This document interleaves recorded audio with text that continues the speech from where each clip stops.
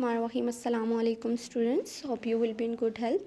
Okay students, today is the third lecture of the unit number 2, that is structure of atoms, and in today's lecture we will discuss the next atomic model, that is the Bohr's atomic theory. ठीक है students, जैसा कि मैंने आपको पिछले lecture में बताया था कि रदरफोर्ड ने जो एटॉमिक मॉडल प्रेजेंट किया था उसमें वो कुछ आंसर्स को क्वेश्चंस को जस्टिफाई नहीं कर पाए. ठीक है, कुछ क्वेश्चंस के वो आंसर नहीं दे पाए, तो उसके लिए फिर नील बोहर ने इन 1913 एक और मॉडल प्रेजेंट किया. उस मॉडल में कोई ख़ास डिफरेंस नहीं है, वो that is consistent with the Rutherford. Consistent का मतलब है, मतलब जैसा रदरफोर्ड का था तकरीबन मेन पॉइंट्स उनके वैसे ही थे, लेकिन उसमें एक्सप्लेनेशन थी. जो रदरफोर्ड के मॉडल के ऊपर दो ऑब्जेक्शंस किए गए थे कि एटम का स्ट्रक्चर डिस्ट्रॉय क्यों नहीं होता, और दूसरा लाइन स्पेक्ट्रम क्यों ऑब्टेन होता है, कॉन्टीन्यूस क्यों नहीं ऑब्टेन होता, तो उन दो क्वेश्चंस के आंसर किए थे नील बोहर ने. अब हम देखते हैं कि नील बोहर ने क्या एटॉमिक मॉडल और एटॉमिक थ्योरी प्रेजेंट की.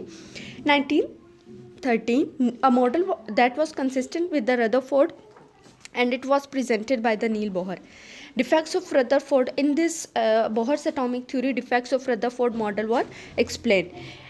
ही explain the line spectrum of the hydrogen atoms. ठीक है, जैसे मैंने आपको बताया ना कि रदरफोर्ड में यही डिफेक्ट आ रहा था ना कि उन्होंने कहा था कि कॉन्टिन्यूस स्पेक्ट्रम बनना चाहिए लेकिन लाइन बनता है, वजह क्या है, तो उनके उन क्वेश्चंस को आंसर किया गया. किसने किया? नील बोहर ने. ठीक है, अब नील बोहर ने क्या कहा? नील बोहर के इस थ्योरी के कुछ मेन पॉइंट्स हैं. पहला पॉइंट है each orbit has a fix energy, so each orbit is called energy level.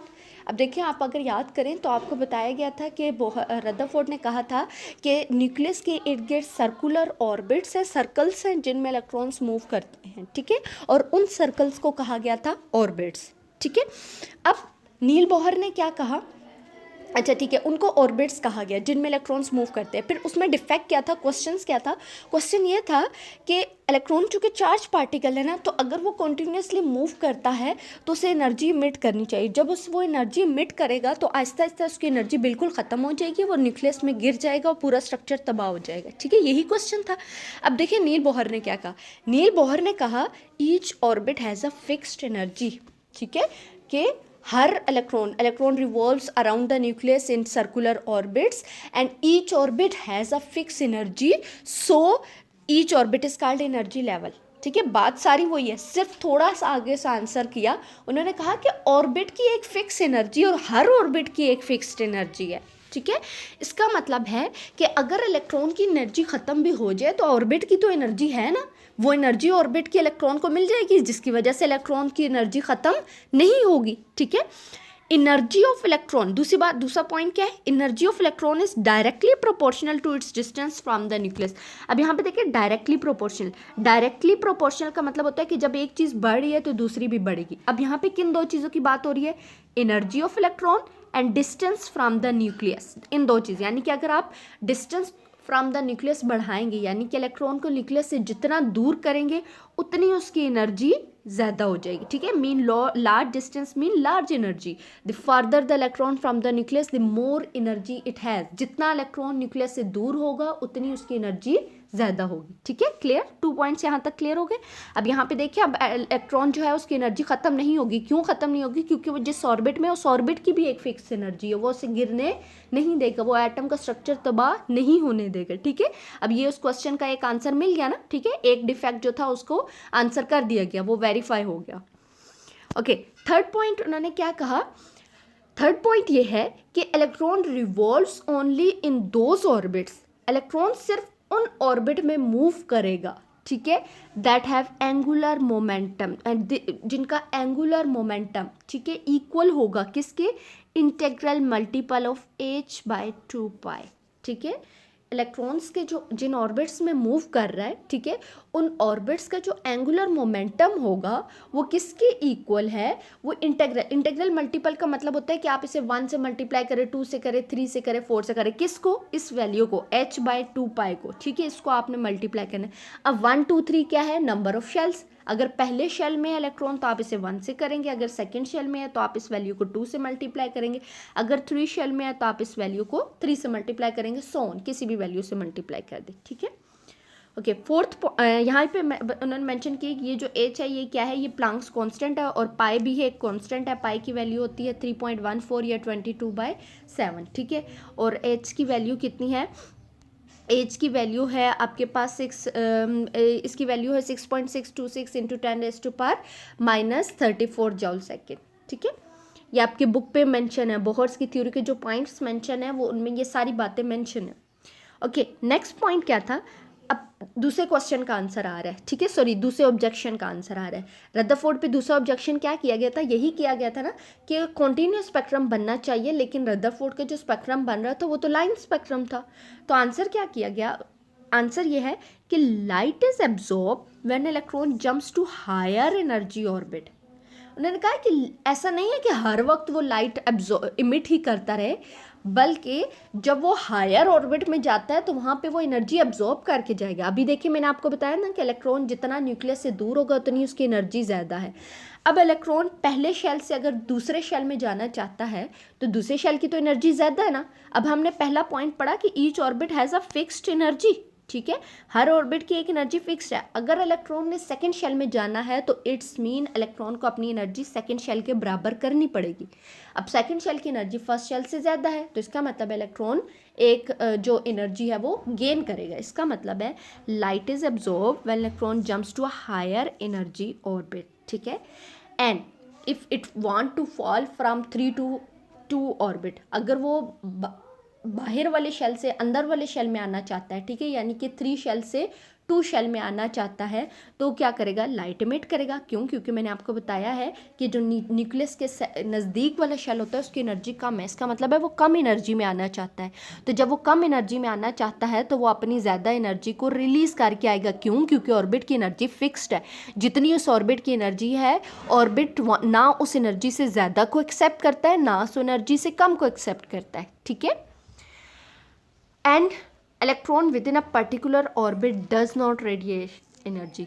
जब तक इलेक्ट्रॉन एक ख़ास ऑर्बिट में है वो एनर्जी को रेडिएट नहीं करेगा, ना एब्जॉर्ब करेगा, ना इमिट करेगा, ठीक है।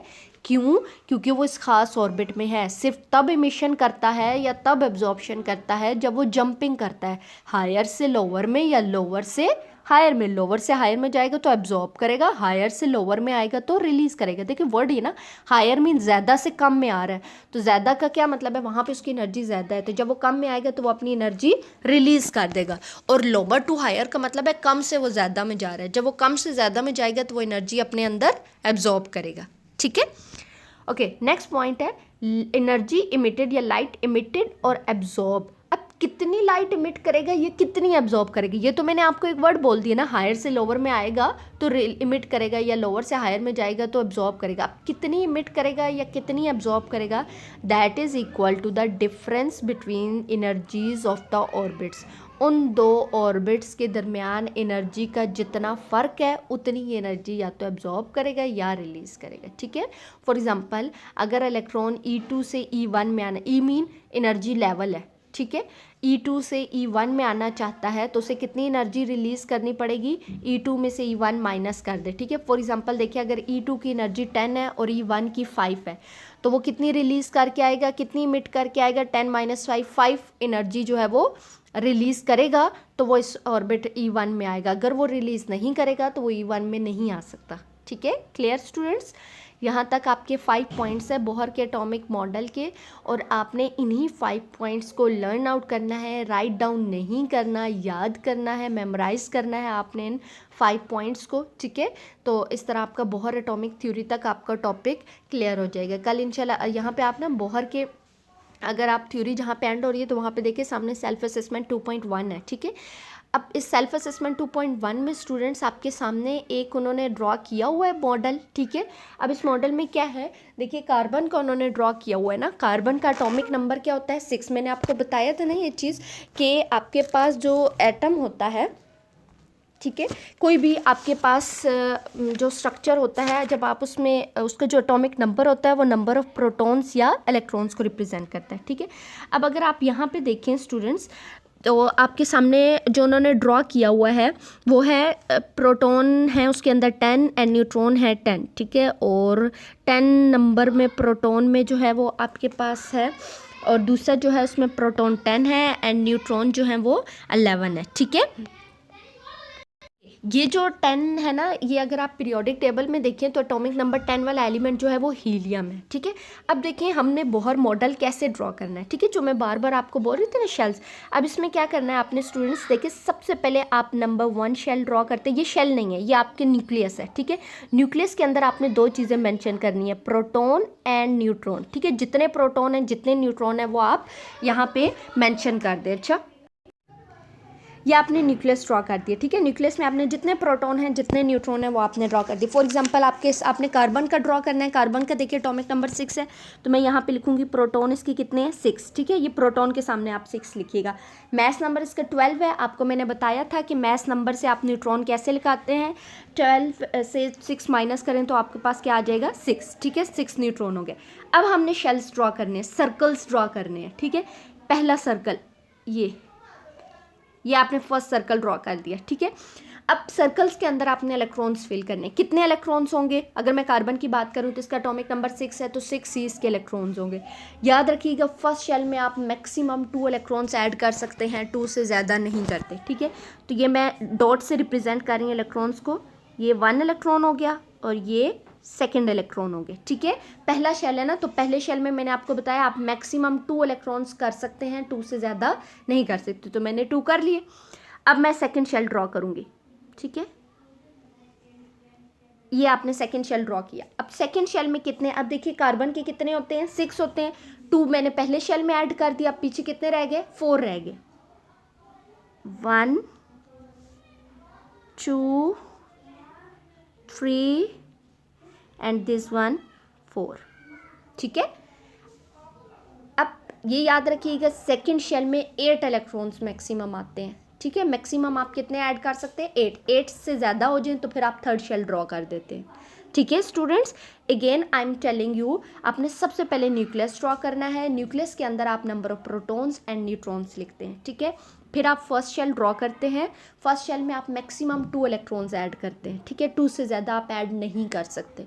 यहाँ पे कार्बन का उन्होंने पूछा है, कार्बन का एटॉमिक नंबर 6 है, तो इसका मतलब है 6 इलेक्ट्रॉन आपने टोटल ड्रॉ करने हैं।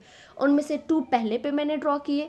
अब पहला शेल ख़त्म हो गया, अब मैं 2 से ज़्यादा पहले पे नहीं ड्रॉ कर सकती ना, तो मैंने सेकेंड शेल ड्रॉ कर लिया, ठीक है। जब मैंने सेकेंड शेल ड्रॉ किया तो अब क्या हुआ, सेकेंड शेल में 1 2 3 एंड 4। एक बात याद रखिएगा कि आप इकट्ठे 4 एक साथ ज्वाइन नहीं करेंगे, ठीक है। आप इसके ये सर्कल है ना, तो इसके 4 साइड्स पे आप ये 1, ठीक है, यहाँ पे 2 3 एंड 4, ये 4 साइड्स होगी। अब अगर इससे ज़्यादा इलेक्ट्रॉन्स अगर आपने ऐड करने हैं, फॉर एग्जांपल अगर मैंने यहाँ पे 8 इलेक्ट्रॉन्स ऐड करने हैं या चले 7 करने हैं, मैंने आपसे कहा ना मैक्सिमम 8 ऐड कर सकते हैं, तो अगर आपने 7 करने हैं, 4 हो गए, इसी को मैं डबल, इसके साथ मैं डबल करूँगी, 5 6 7, ठीक है। आप इस तरह उनकी डबलिंग स्टार्ट कर देंगे। डबल मीन पहले आपने 4 कॉर्नर्स पे फिल कर देने हैं। 4 फिल करने के बाद अगर आपने मज़ीद उसी शेल में मज़ीद इलेक्ट्रॉन्स ऐड करने हैं, तो फिर आपने जो फिल किए हैं उनके साथ साथ एक एक इलेक्ट्रॉन और ऐड करते जाए। जितने आपने ऐड करने हैं उस हिसाब से आप ऐड कर दें, ठीक है स्टूडेंट्स। ओके, ये आपकी इस तरह सेल्फ असेसमेंट 2.1 क्लियर हो जाएगी। इस सेल्फ असेसमेंट को आप लोगों ने अपनी आंसर शीट पे जो है वो सॉल्व कर लेना है। क्यों? क्योंकि ये आप सॉल्व करेंगे तो आपको क्लियर यहाँ से समझ आएगा, ठीक है। अब यहाँ पे देखें अगेन, यहाँ पे जो मैं आपको एक चीज़ क्लियर करना चाहती थी कि यहाँ पे अगर आपको वो पॉइंट्स इलेक्ट्रॉन्स की मूवमेंट वाला क्लियर नहीं है तो मैं यहाँ पे ड्रॉ करके दिखा देती हूँ। देखिए ये आपका फॉर एग्जांपल E2 शेल है, ठीक है, मतलब सेकंड नंबर वाला शेल है, और ये जो है फर्स्ट। अब यहाँ पे जो इलेक्ट्रॉन है, अगर ये इलेक्ट्रॉन यहाँ से यहाँ आना चाहता है, ठीक है, तो इसकी एनर्जी मैंने आपसे कहा E2 की जो एनर्जी है वो ज़्यादा होती है, E1 की एनर्जी कम है। लेकिन इलेक्ट्रॉन जिस ऑर्बिट में जाएगा उसे अपनी एनर्जी उस ऑर्बिट के हिसाब से करनी पड़ती है।